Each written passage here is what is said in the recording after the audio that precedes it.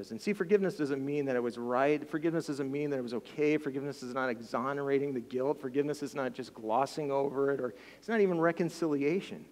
Forgiveness is me declaring once and for all that I refuse to be defined by what you did to me or said about me or said to me. And listen, again, that's impossible until you have the courage to come to the altar. It's impossible until you have the courage to fix the foundation by stepping into a relationship with Jesus. The reality is you can't give honor until you get it. You can't give blessing until you receive it. You can't give forgiveness until you got it. I'm going to have the worship team come up, and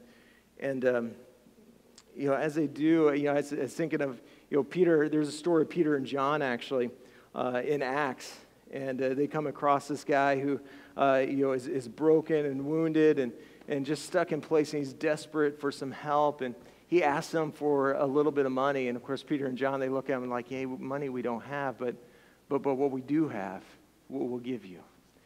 And it's this great reminder that listen, you can't give something that you don't got. And for some of you, if you look at your family, maybe you look at your marriage, maybe you look at your relationship, I'm telling you, the tendency and the temptation is to always sit there and look, God fixed them or God changed them. But listen, if you have the courage to start with yourself, allow God to do a work in your life.